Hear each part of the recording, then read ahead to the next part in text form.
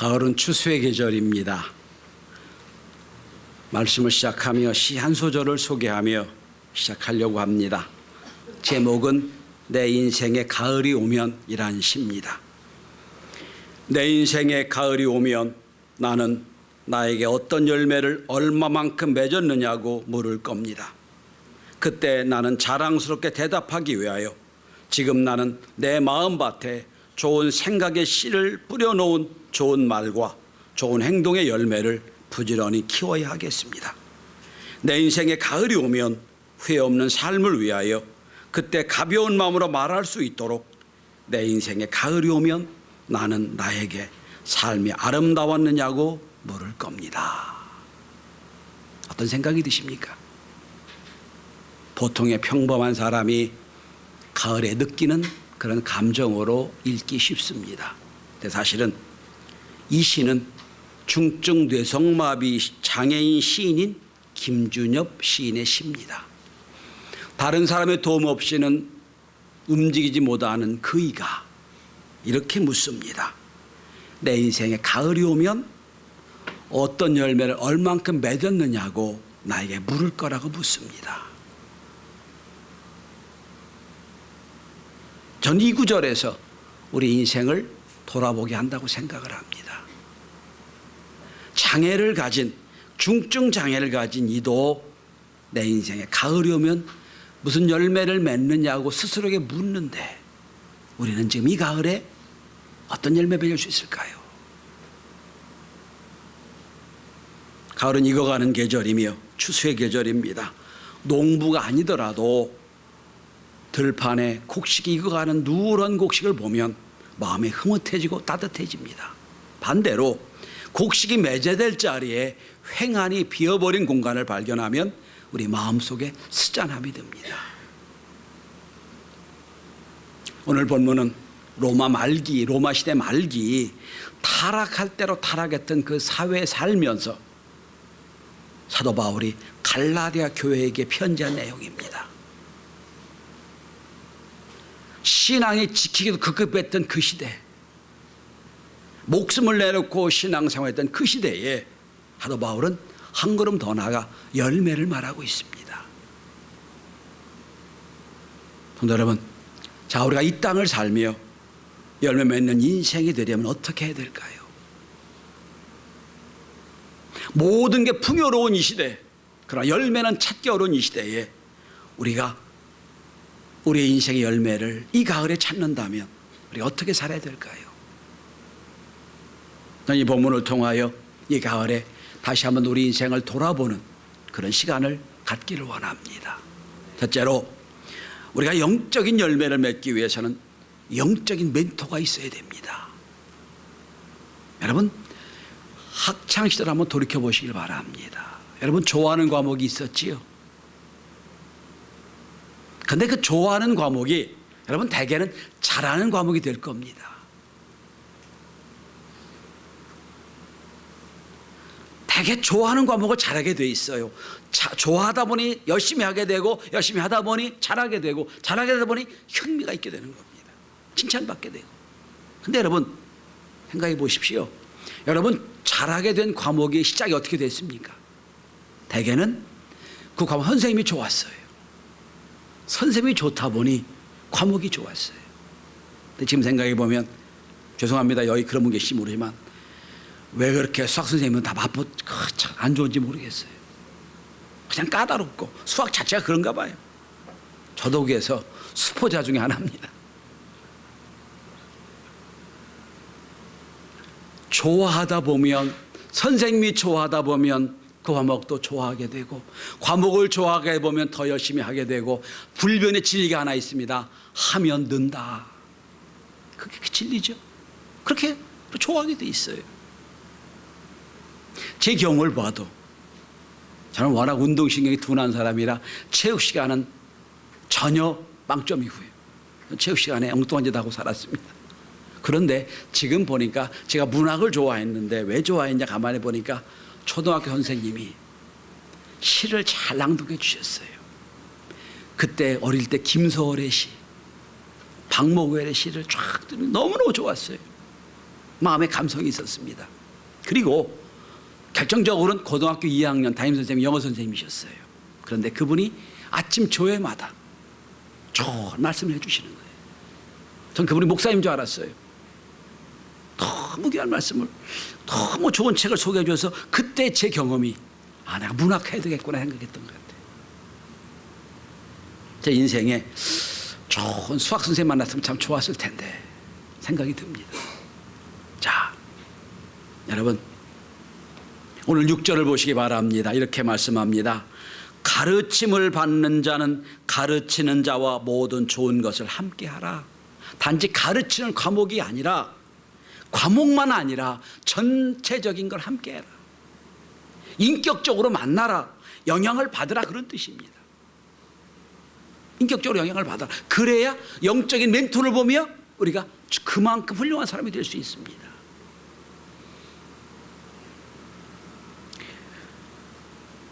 저는 우리나라가 지금 허우적대고 있는 가장 큰 주제가 조국 법무장관 이야기죠. 온 나라가 다 뉴스가 도배되다시피 합니다. 전 그분이 잘잘못 법이 따질 겁니다. 그건 관심이 없어요. 제가 제일 가슴 아픈 게 뭔지 아세요? 이 땅에 청년의 멘토가 없어진 거예요. 그분은 교수 시절에 무슨 사회적인 문제를 만나면 페이스북이나 어떤 그 자기 기고문을 통하여 사회 전반을 쫙 무슨 촌철살인처럼 쫙 정리해 줬어요. 청년들이 그걸 보고 아주 카타르시스를 느꼈습니다. 참 멋지다. 그런데 지금 그분의 인생의 뒤안길에 많은 걸 보게 되니 청년들이 그 전에 그랬던 것처럼 지금도 그분을 멘토로 여길까? 전 참 안타까운 생각이 들어요. 우리나라의 슬픈 사실 중에 하나 중요한 게 뭔지 아십니까? 왜 우리나라는 어린아이부터 어른까지 존경하는 인물이 딱 하나밖에 없어요? 이순신 장군. 왜 그렇게 됐어요, 여러분? 수많은 근현대사 많은 인물이 있는데 왜 그 중에 이순신 장군 하나밖에 없냐는 말이에요.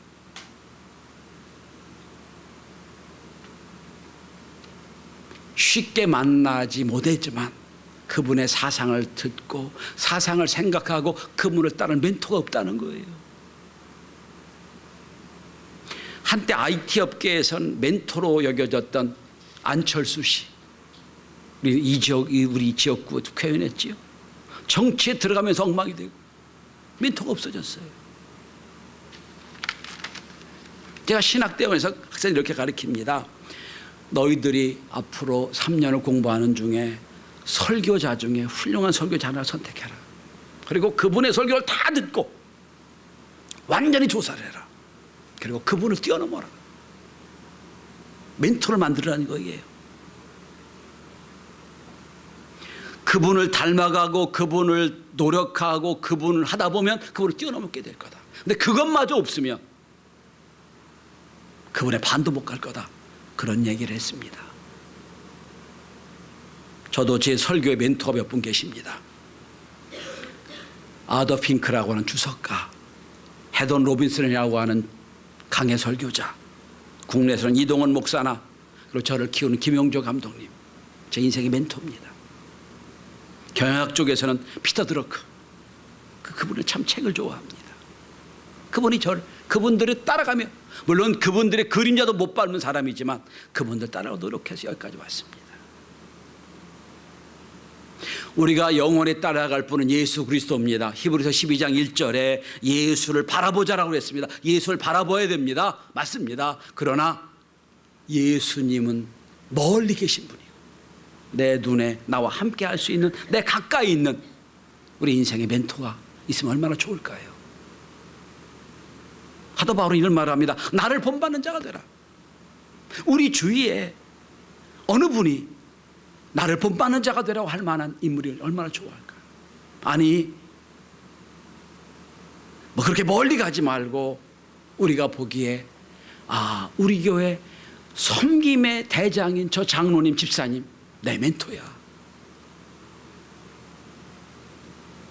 저분 위로하는 걸 보면 내가 저기 닮고 싶어. 저분의 헌신, 저 권사님 헌신을 보면 내가 그렇게 닮고 싶어. 그런 멘토가 저와 여러분들이 얼마나 좋을까요? 옆 사람 한번 보시고 이렇게 인사합시다. 저의 멘토가 되어주시겠어요? 쑥스럽지요? 먼 데서 찾지 말고 우리 교회 내에서, 야, 섬김은 그 장로님, 그 권사님 그렇게 닮아야 되는데, 아, 그분의 헌신 따라가야 되는데, 이런 멘토가 얼마나 좋을까. 여러분, 여러분이 일평생 신앙생활할 때 그분 닮기 원한다는 그 멘토가 있는 가을이 되시길 바랍니다. 따라가야만 되는 거예요. 목적이 없이는, 방향이 없이는 갈 수가 없잖아요. 따라가는 모습. 두 번째입니다. 우리가 열매를 맺는 인생이 되려면 두 번째는 영원한 것을 심어야 됩니다. 오늘 본문의 8절에 보면 육체를 위해 심는 자가 있고 영혼을 위해 심는 자가 있다고 성경은 말하고 있습니다.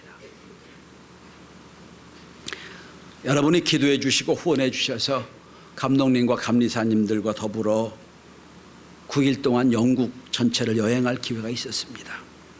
감리교가 시작된 것이 영국이니까 요한 웨슬레의 출생지, 설교지, 또한 거기서 영향을 미쳤던 모든 것 보는 건 참 은혜가 있었습니다. 그거는 차치하고 저에게 참 도전이 됐던 장소가 있었습니다. 영국 저 북쪽에 스코틀랜드 지역에 에딘버러라는 곳에 지붕 없는 감옥이라는 곳에 가서 많은 걸 생각하게 했습니다. 당시 카톨릭을 강요했던 시대에 교황은 우리가 믿을 사람이 아니다, 교황을 젖혀놓고 하나님 믿기로 작정했던 언약 교도들이 카톨릭의 그 엄청난 공격에 다 체포당해가지고 감옥에 갇혔던 그 감옥이 얘기합니다. 근데 감옥인데 우리가 생각하는 뭐 집 같은 감옥이 아니라 지붕이 없어요. 사면이 철망으로 돼 있어요. 철창으로. 근데 그 철창도 높지를 않아요. 2m도 안 되는 철창이에요. 거기서 탈출이 얼마든지 가능합니다. 무슨 뭐 땅굴을 안 파도 되고요, 그물 안 파도 되고 그냥 넘어가면 되는 거예요. 그 철창, 지붕이 없어요. 스코틀랜드라면 추운 지역입니다. 눈 맞고 비 맞고 화장실도 없는 지역이에요. 칸칸이 막혀져 있습니다. 쉽게 도망갈 수도 있는데, 그리고 딱 한마디만 하면 다 자유할 텐데, 나 교황도 믿습니다, 한마디 하면 될 텐데 12,000명이 거기서 그렇게 순교를 당했습니다. 지붕 없는 감옥 지금도 있습니다. 그러니까 제가 그 생각을 했습니다. 저분들은 무엇을 위해 저렇게 다 똑같이 아까운 인생인데 저렇게 비참하게 죽었을까? 무엇을 위해 저랬을까? 조금만 노력하면 다 도망갈 수 있고, 아무도 안 막았다고 그럽니다. 도망가게 놔뒀다고 하는데 아무도 도망가지 않고 12,000명 거기서 다 순교했던 모습. 왜 그랬을까요? 오늘 본문은 얘기합니다. 육체를 위해 심는 게 아니라 영을 위해 심는다고 그랬어요. 히브리서는 이걸 이렇게 표현합니다. 더 좋은 부활을 얻고자 하여 라고 되어 있습니다. 오늘 본문을 잘못 이해하면, 그래 육신은 나쁜 거니까 영이 좋은 거니까 이렇게 이분법으로 생각하기 쉬워요. 그런 뜻이 아니에요. 인간은 육신을 따라 살 수가 없어요. 오늘 성경은 이렇게 말합니다.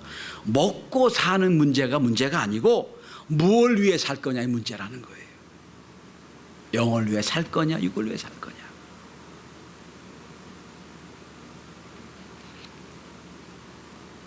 심는 대로 거둔다고 성경은 말합니다.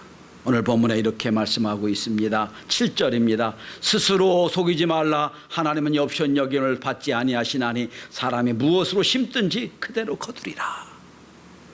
심는 대로 거두라는 거예요.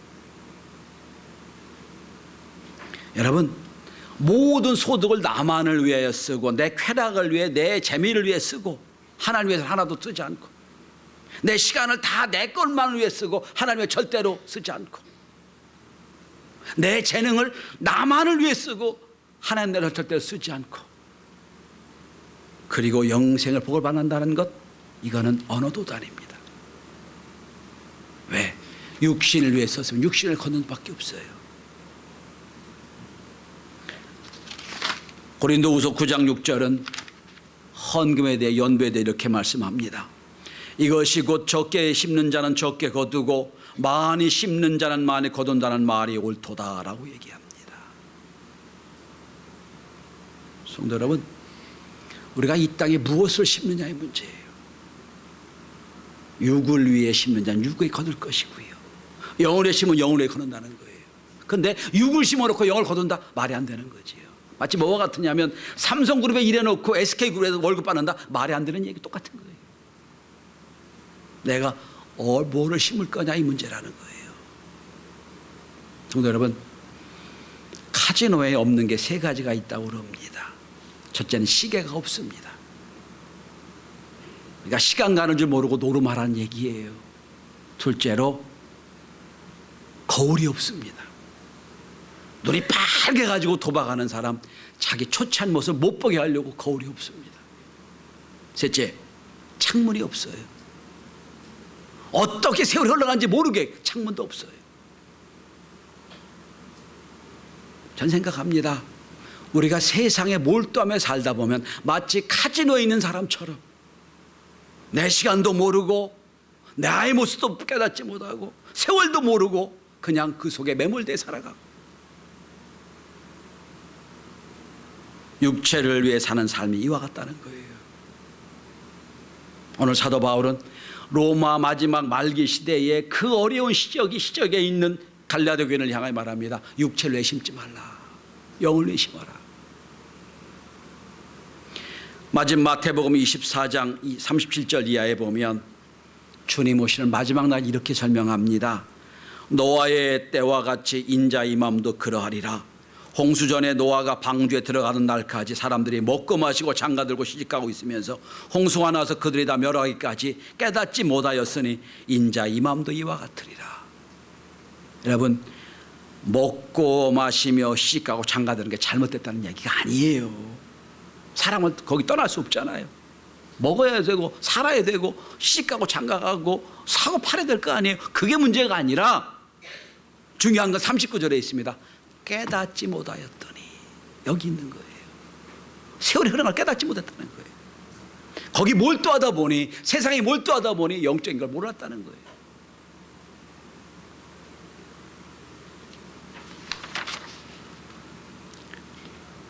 오마이게니치라고 하는 아시아에서 그 그루라고 하는 정신적 그루라고 하는 분이 쓴 책 중에 이런 말이 있습니다. 훌륭한 리더는 두 가지를 하는 사람이다. 첫째는 정확한 방향을 제시하는 사람, 둘째는 해야 할 것과 하지 말아야 될 것 분명히 얘기해 주는 사람. 두 가지가 있다는 거예요. 두 가지만 훌륭한 리더가 된다는 거예요. 전 그거를 우리 인생에 대입해 보고 싶어요. 내 인생의 방향이 지금 제대로 가고 있습니까? 육체를 위해 가고 있으며 영을 위해 가고 있으니까 방향이 맞느냐 질문을 한번 해보시기 바랍니다. 또 하나, 해야 할 것과 하지 말아야 될 것 분명히 구별하고 있는지.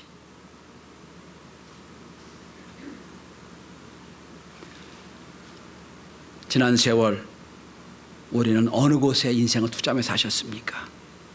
우리의 물질, 우리의 시간, 우리의 재능 어디에 투자하고 사셨습니까?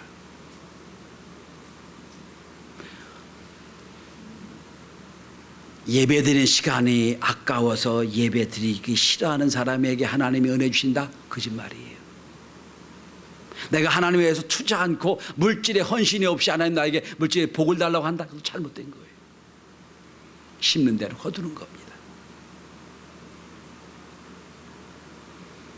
저는 우리 모든 성도들이 영으로 살아, 영으로 열심히 투자하고 열심히 심어서 많은 열매를 얻는 축복과 은혜가 있길 바랍니다. 아멘. 세 번째입니다. 자, 영적인 멘토를 만나서 그분을 따라가고요. 그분을 따라서 열심히 영적인 걸 심고요. 마지막 세 번째입니다.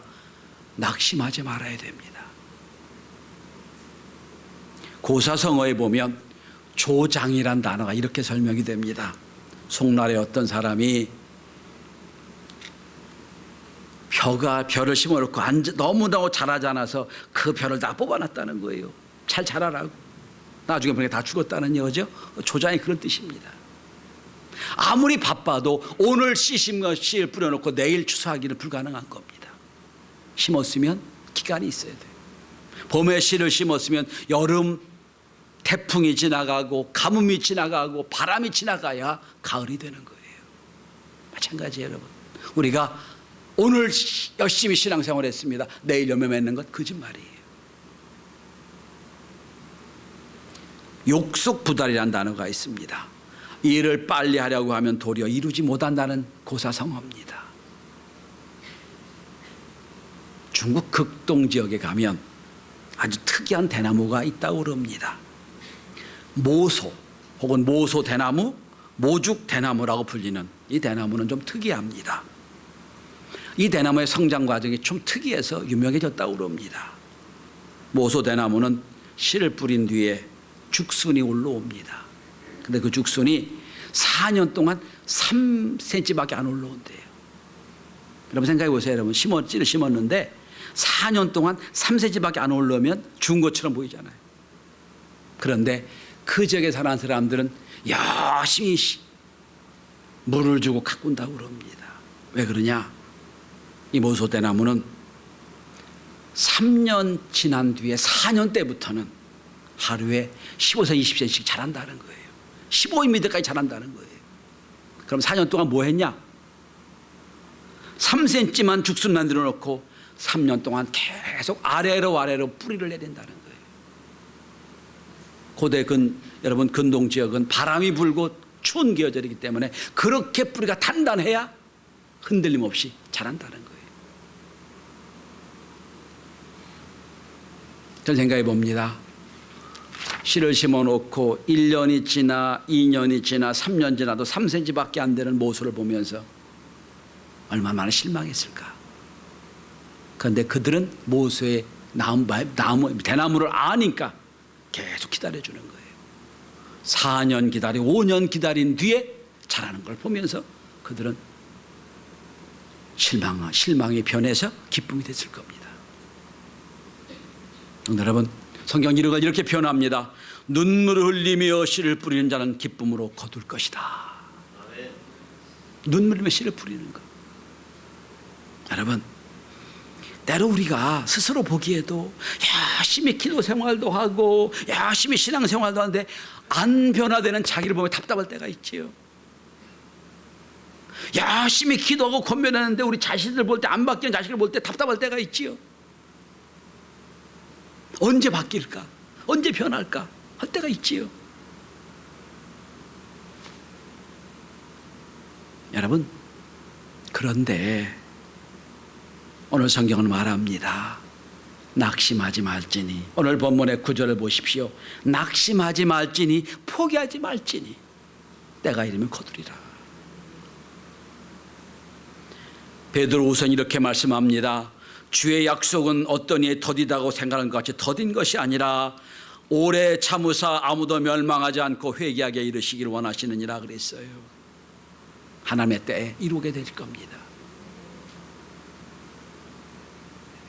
여러분 누군가가 변화되지 않고 힘들고 어렵게 막 신앙생활 안 더디게 자라는 걸 보며 이렇게 생각하십시다. 뿌리를 내리고 있는 중이구나. 옆 사람을 지극한 눈으로 보시기 바랍니다. 이렇게 인사합시다. 뿌리를 내리고 계시군요. 그죠? 뿌리를 내리고 있는 중입니다. 지금 기다려 보십시다.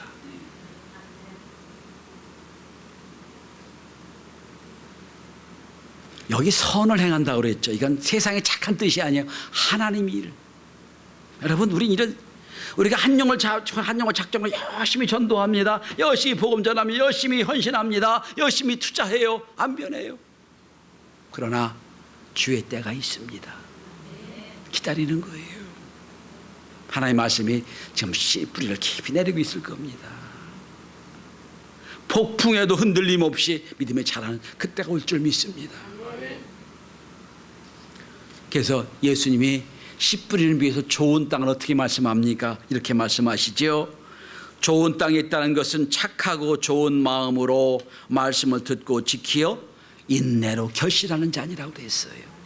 인내가 나옵니다. 인내로 결실하는 자니.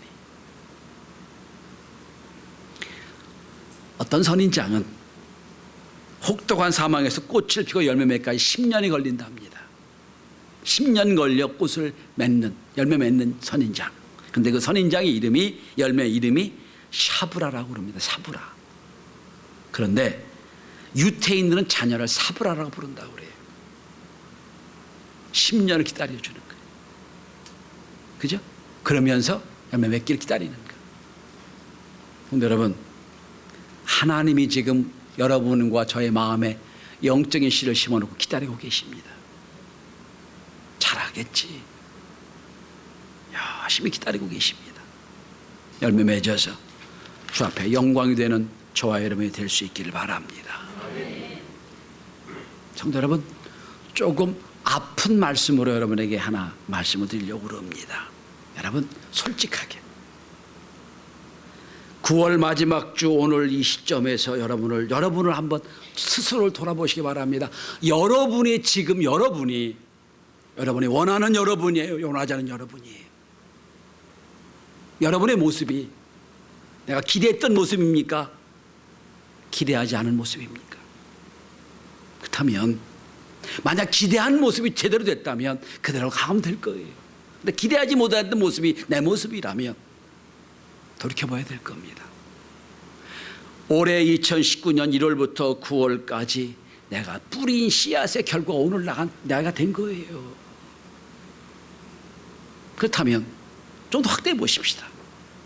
오늘의 내 모습이 스스로 보기에도 불만하고 문제가 있다면, 여러분의 지금 이전에 10년, 20년 동안 게을렀던 것, 투자 안 했던 것, 가꾸지 않았던 것, 그게 지금 나의 모습이 된 거예요. 그렇다면 여러분, 앞으로 10년 뒤에 여러분으로서 어떤 모습이 되기를 원하십니까? 앞으로 20년 뒤에 여러분으로서 어떤 모습이 되기를 원하십니까? 그렇다면 10년 뒤에 여러분 모습이 그려진다면 지금 바꿔야 될 겁니다. 지금부터라도 영적인 씨를 심고, 지금부터라도 영적으로 부지런하고, 육신만 투자하지 말고 영에 투자하고 애써서 10년 뒤에는 우리가 바라는 모습으로 주 앞에 설 수 있게 되길 바랍니다. 어느 신학자는 이렇게 말했습니다. 우리가 마지막 날 주 앞에 섰을 때 주는 우리에게 두 가지 질문하게 될 거다. 첫째, 너 나를 믿었냐? 나 믿고 있냐? 내가 구세주라는 걸 믿고 있냐? 질문하게 될 거다. 아마 거기에 대한 답은 다 여러분 아멘이 될 거예요. 또 하나 질문할 겁니다. 나를 믿고 구원을 받았다면 너 그 복음, 그 은혜를 누구에게 전했니? 누구에게 전했니? 물으신다고. 이 가을 내면에서 성령의 열매를 많이 맺어야 됩니다. 외면적으로는 한 영혼에게 복음 전하는 역사가 있게 되길 바랍니다.